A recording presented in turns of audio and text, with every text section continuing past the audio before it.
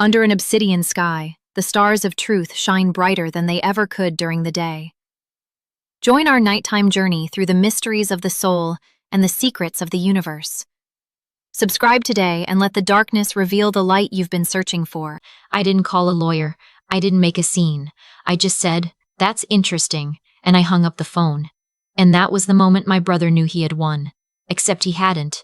My name is not important. What's important is that I spent 4 years building something from nothing. A custom wedding dress atelier in the arts district of our city, a place where women came to feel like the most important version of themselves for one perfect day. I did alterations at night to pay rent while I saved. I taught myself pattern drafting from library books. I sewed until my fingers cramped and my eyes burned. I named it Ivory and Thread, and the first time I hung the sign above the door, I stood on the sidewalk for 20 minutes just looking at it. My brother never once asked how it was going. Growing up, my brother was the one my parents pointed to when they wanted to talk about potential. He was charismatic, always had a plan, always had a pitch. The problem was that none of his plans ever actually landed. There was the food truck that lasted 6 weeks. The dropshipping business that lost money for a year before he quietly shut it down. The real estate consulting phase that turned out to be him watching YouTube videos and telling people at dinner parties he was in real estate. My parents funded all of it. They would sit at the table and say things like, "He just needs the right opportunity," and "Some people take longer to find their path," and I would nod and pass the bread and say nothing. I was the one who found my path early. I was also the one nobody talked about at dinner. That was fine. I didn't need the applause. I had the work. Ivory and Thread grew slowly and then all at once. The first year was survival. The second year I broke even. By year 3 I had a 6-month waitlist and a feature in a regional bridal magazine. I hired one assistant, a woman named Donna, who had been doing alterations out of her apartment for 15 years and deserved a real workspace. She had steady hands and zero tolerance for drama, and she became the backbone of the whole operation. I signed a 5-year commercial lease on the space. I had it written in my name, my business license, my tax ID, everything mine. I didn't know my brother had been watching. The call came on a Tuesday morning in March. I was in the middle of draping a bias-cut gown on the dress form when my phone buzzed and I saw it was my mother. I almost didn't answer. I had a fitting in 2 hours and my mind was already running through the adjustments I needed to make at the neckline, but I picked up, and the first thing she said was, "Your brother has found his opportunity." I put down my pins. She explained it the way she always explained my brother's ideas, with breathless excitement, as if she were announcing a space launch. He had decided to open a men's custom suit business, tailored suits, high-end clients, corporate accounts. He had done his research, she said. He had a vision. He just needed a space to get started. "That's wonderful," I said. "I hope he finds a good location." There was a pause. "Well," my mother said, "he was actually thinking your space might work." I didn't say anything. "Just temporarily," she said. "Just to get off the ground. You have all that equipment, all those mannequins. It would be such a waste not to share, and you have the room. You could section it off. Just one corner and he could build clientele. And once he's established, he'd move to his own place. Your father and I think it's such a good fit. You're both in the same industry, really." I sat down on the stool next to the cutting table. "I'll think about it," I said. I did not think about it, because I had heard this before. I had heard just temporarily when my brother needed to borrow my car for a week and used it for 3 months. I had heard just get him started when my parents asked me to introduce him to a client contact I'd spent 2 years cultivating, and he called the contact once and never followed up. I had heard "you're both in the same industry" applied to so many situations that made no logical sense. What I did was call my landlord to confirm the terms of my subletting clause, which clearly stated that no portion of the commercial space could be sublet or shared without written approval from the building owner. I already knew this. I had read my lease 4 times before signing it, but I wanted to hear it out loud. Then I called Donna and told her what my mother had said. Donna was quiet for a moment. Then she said, "Do you want me to change the locks this weekend?" I told her, "Not yet." 3 weeks later, my brother showed up at the studio. I want to be clear about what he looked like when he walked through that door. He had a measuring tape around his neck, a prop, I realized, because it was still in the packaging, the little plastic tab still attached at the end. He was carrying a portfolio binder that I later found out contained printouts from Pinterest and 2 business cards with a logo he'd made on Canva. He looked around my studio, at the custom dress forms, the antique oak cutting table I'd refinished myself, the walls I'd painted a deep ivory with gold trim. the natural light I'd spent months negotiating for in the lease. And he smiled the smile of someone who had already decided something. This could really work, he said. Not hello, not this is beautiful, you built something incredible. Just, this could really work. For what? I asked. For both of us, he said. I've been talking to Dad. We think if you just moved your workstation to the back room, I could set up a consultation area near the front windows. Suits all better when clients feel like they're walking into something premium. You have the premium feel. I just need to borrow it for a while. I looked at him for a long moment. I'll think about it, I said. He left looking pleased with himself. That evening my father called. He told me that family supports family. He told me that I had been given advantages. My brother hadn't. I'd found my calling early. I had a natural talent. Things had come more easily to me. He said it would cost me very little to give my brother a foothold. He said the word selfish once, quietly, like he wasn't really saying it, just letting it hang in the air between us. I said, I hear you, Dad. Then I called my attorney. Here is what I need you to understand about why I didn't just say no, lock the door, and walk away. I could have. Legally, I was completely protected. My lease was in my name. My business was mine. Nobody could walk in and take it. But I had watched my family operate for 31 years, and I knew exactly what would happen if I drew a line in the ground right then. My brother would go to my parents. My parents would present it as me being cold and competitive and threatened by his success. The narrative would become about my character, not his entitlement.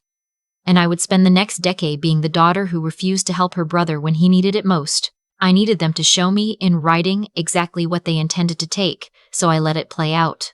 Over the next 2 weeks, my brother started showing up at the studio more frequently, first just to look around, then to measure the front window area. Then he came with a friend who he introduced as his business partner, a guy named Tyler who had once tried to sell cryptocurrency to my uncle at Thanksgiving. Tyler looked at my cutting table and said, "We could probably move that to storage." I smiled and offered them both coffee. I also installed a security camera system. Then my father called and said he and my mother wanted to have a family dinner to discuss the transition. He used that word, transition, not proposal, not idea. Transition, as if it were already decided, already happening, and dinner was just the ceremony where I was informed. I said I would be there. I spent 2 days before that dinner doing 3 things. First, I drafted and filed for a trademark on the ivory and thread name, logo, and brand identity, which I should have done years earlier but had been too busy actually running the business. Second, I had my attorney send a formal letter to my landlord confirming that any attempt to add an unauthorized business operator to my commercial space would constitute a lease violation and would be dealt with accordingly, and my landlord, who had seen commercial tenants come and go for 30 years, was more than happy to put that in writing. Third, I documented everything, every voicemail, every text from my mother explaining the plan, every photo from the security camera of my brother measuring my studio without my permission. I went to dinner. My mother made pot roast, which she always made when she wanted the atmosphere to feel warm and reasonable. My father sat at the head of the table. My brother sat across from me, and Tyler was there too, which told me everything. This wasn't a family conversation. It was a presentation. My brother had made slides. Actual slides, projected onto the dining room wall from his laptop, with a business plan for something he was calling Holt & Co. Bespoke tailoring. There was a logo, a projected revenue chart for years 1 through 3 that went almost perfectly vertical, and a slide titled Location, Existing Infrastructure, which showed photographs of my studio. My photographs. Of my studio. In his business plan. I sat with my hands folded in my lap and I let him finish. When he was done, my father asked what I thought and I said, "Can I see the full plan?" My brother pushed the laptop across the table. I scrolled through it. Near the end, there was a slide called Operational Agreement that outlined, in bullet points, that I would move my primary workstation to the back room, reduce my client-facing hours to afternoons only so he could use the front space for morning consultations, share my fitting room on a rotating schedule, and allow the Holt & Co. branding to appear on the exterior window alongside mine, or, as the slide actually said, in place of existing signage, pending rebranding. In place of existing signage, pending rebranding. In place of existing signage. I closed the laptop. "I'll need a few days to look this over," I said. My mother smiled. My father nodded. My brother leaned back in his chair like a man who had just closed a deal. Tyler said, "We're hoping to be operational by the 1st of next month." I drove home, called Donna, and told her everything. She was quiet for a moment, and then she said, "So we're doing this." "We're doing this," I said. "Here is what I did not do. I did not to by family no. I did not warn my brother that I had a plan. I did not warn my brother that I had a plan. I did not tip off a single person about what was coming. Here's what I did. I contacted every client on my 6-month waitlist, personally, by phone, and let them know that Ivory and Thread was expanding to a second location, a quieter, more private studio space I'd been preparing for overflow appointments. The new address was a co-working studio rental I booked by the month on the other side of the Arts District. It had good light. I'd hung fabric samples on the wall and brought one of my dress forms. It was not as beautiful as my original studio, but it was mine in the way that mattered, and my clients, who chose Ivory and Thread for the experience and not just the address, barely blinked. Donna moved our most critical equipment. The industrial machine, the better dress forms, my grandmother's hand-stitching kit, the client file binders to the new space over one weekend, quietly. While I sent my brother a text saying I was reviewing the operational agreement and would have thought soon, he responded with a thumbs-up emoji. I left the original space furnished enough to look occupied. The less critical machines, some supplies, the sign still on the window. Then I sent my brother a message that said I had some concerns about the agreement but wanted to be supportive, and asked if we could meet at the studio on Friday morning to walk through the space together and talk through the logistics. He said he'd bring Tyler. They brought Tyler and a photographer. I found this out later from the security camera. They arrived 40 minutes before I did, walked through the space, and the photographer took what I can only describe as a real estate shoot of my studio, including close-ups of my cutting table and my client seating area, which I would subsequently find being used in the Holt & Co. Instagram account that my brother had apparently launched 3 days earlier without telling me. I walked in at 10 o'clock and said, "So, I had a few thoughts." My brother sat down and Tyler opened a notepad. "I'm not able to share the space," I said. "But I want to be helpful, and I've been thinking about what you actually need, which is a visible, credible location to meet clients and build your first few accounts. I have a few contacts in the district who might know of available commercial space. And I want to give you something." My brother frowned slightly. "Give me what?" I opened my bag and put a folder on the table. Inside was a sublease agreement. Not for my studio, but for the smaller front room of my studio. The waiting area, 12 feet by 14 feet, available for 4 hours on Tuesday and Thursday mornings, at a price that was fair but real. A legitimate space. A legitimate agreement. With my name on the lease as licensor and his as licensee. And a clause at the bottom that said, any modification to the physical space, including but not limited to signage, fixtures, or structural elements, required written consent from the primary leaseholder and building management. "I want to support you," I said. "This is how I can do that without disrupting my business." He stared at the folder. "This isn't what we discussed," he said. "It's what I can offer," I said. "I think it's actually a better setup for you. You'd have a real, documented commercial address, which you need for your business license anyway. The rest of the space stays mine." He picked up the folder and left. 40 minutes later, my father called and said I was being deliberately obstructive and small-minded and that I needed to think about what family meant. I said, "I hear you, Dad." My brother did not sign the sublease. Instead, over the following 2 weeks, he and Tyler began quietly moving things into the studio. Not the main space. They were smarter than that, barely.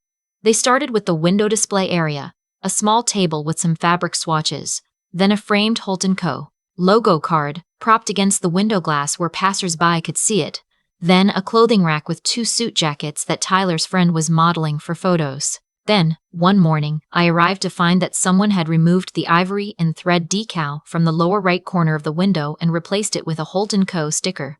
I took a photograph of it. I did not remove it. I sent the photograph to my attorney.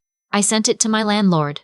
And my landlord, bless him, sent a formal notice of lease violation to the building address that same afternoon, citing unauthorized co-occupancy and unauthorized modification of signage. The notice gave 7 days to remedy the violation before formal proceedings would begin. My brother received this notice because the building posts all formal notices in the common hallway, and my studio was on the ground floor. He called me immediately. "Did you report me to the landlord?" "I shared documentation of a lease violation," I said. "I didn't have a choice.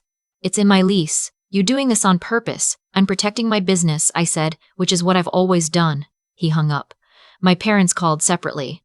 My father told me I had betrayed my family. My mother cried. My brother sent a long text that night saying I had always been jealous of him, that I had built my success on the back of opportunities that should have been shared, and that he had receipts.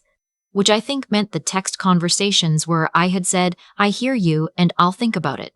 which he had apparently interpreted as agreement. I screenshot everything. Here's where it gets interesting. 3 days after the landlord notice, Tyler, not my brother, Tyler, filed a business license application for Holt & Co. Bespoke tailoring, listing my studio address as the registered business location. I found this out because my landlord called me. He had received a request from the city licensing office asking to confirm the commercial zoning status of the address. My landlord, who was now extremely invested in this situation, confirmed that Ivory and Thread was the sole registered commercial tenant and that no other business was authorized to use the address. The license application was denied. My brother then apparently decided that the solution was to move faster. He couldn't get the front space through agreement, through pressure, or through licensing. But if he simply operated there loudly enough and publicly enough, maybe the reality on the ground would outpace the paperwork. He scheduled a launch event. He posted it on the Holt & Co. Instagram, which by then had 400 followers, mostly family friends and people my mother had personally asked to follow, as a soft opening pop-up experience at what the post called our flagship location in the Arts District. He tagged the street corner. He did not tag my studio name, but the address was right there. Donna sent me the Instagram post at 6 in the morning. I read it twice. Then I forwarded it to my attorney. My attorney, who I had kept closely in the loop through all of this, had one question. Was I sure I wanted to let it proceed to this point? I said yes. Because here is what my brother didn't know, and what I had known for 10 days. Ivory and Thread's original studio had a pending issue with the city that I had already been handling through my attorney. A minor zoning annotation that had been flagged during a routine business renewal, having to do with the fact that the building, constructed in the early 1900s, was on the Historic Preservation Review list, and any business operating at the address was technically required to file for a Historic District commercial permit in addition to the standard business license. I had filed mine. It was pending. My brother had not filed anything. A business operating at a historic district address without the appropriate permit and without a valid business license for that address, conducting a public-facing commercial event that was a reportable code violation.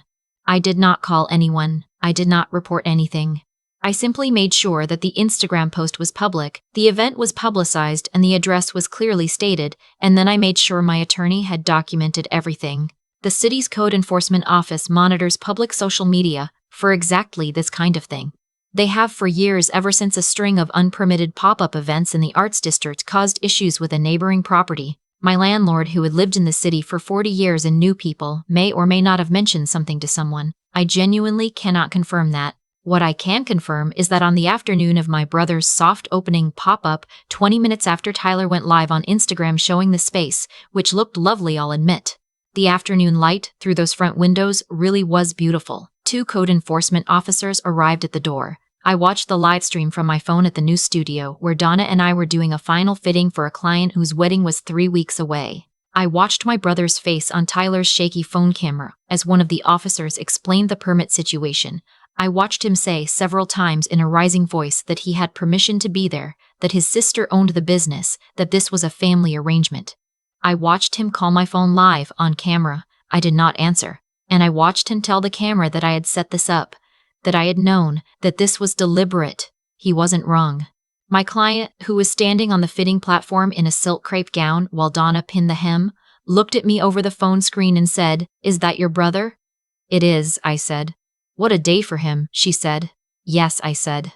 "It really is." The code violation resulted in a formal cease and desist for Holt & Co. operations at my studio address. My brother received a citation. Tyler received a separate citation for conducting a commercial event at an unpermitted location, the Holt & Co. Instagram account went quiet for about 2 weeks before my brother started posting again from what appeared to be his apartment, which is not, by any standard, a flagship location. My parents stopped calling me for a while. Then my mother called and said she thought both of us had made mistakes and that it was important to move forward as a family. I told her I was open to that conversation once my brother acknowledged what had happened. She said that was very mature of me, which I think meant she had hoped I would just agree without conditions. My father called 2 weeks later. Not to apologize exactly, but to say he could see that I had been in a difficult position. It was the closest he had come in my entire life to admitting that the way my family operated might not have been fair. I told him I appreciated that. I meant it. My brother never called. 6 months later, Ivory and Thread, the original studio, the one my brother had wanted, was fully operating again with my name on every surface where it belonged. I renewed my lease for another 3 years. I hired a second assistant to handle the overflow from the waitlist. Donna got a raise and a title that actually reflected what she did, which was hold the entire operation together with her steady hands and her complete absence of tolerance for nonsense. I kept the security camera system, I kept my attorney on retainer. I kept filing every piece of paperwork the moment it was required, because that is what you do when you build something real. There is a version of the story where I feel sad about it, where I grieve the relationship I wish I'd had with my brother, or the parents who might have seen both of their children clearly. Some days I do feel that. I'm not made of stone, but mostly what I feel is clear. I built something. I protected it. I did not let the people who had never invested a single hour into what I made convince me that they were entitled to the returns. My grandmother taught me to sew. She had hands like iron and a patience I've spent my whole life trying to inherit, and she used to say that every seam you rush is a seam you'll redo. You can't shortcut the work. You can't borrow someone else's foundation and call it your own. My brother wanted the light from my windows, and the credibility from my sign, and the warmth from the space I'd built over 4 years of early mornings and late nights and 100 small decisions that added up to something real. He could have asked me to teach him how to build his own. He didn't want to learn, he wanted to walk in, and I let him walk in just far enough to understand very clearly that the door had always been mine. If you have ever built something and watched someone treat it like it was available for the taking, just because you were kind enough to leave the light on, I want you to know this. Kindness is not the same as permission. Being patient is not the same as being passive. And sometimes the most powerful thing you can do is say nothing, document everything, and let them walk all the way to the end of a rope they tied themselves. I didn't scream. I didn't fight. I just made sure that when everything unraveled, every thread led back to him.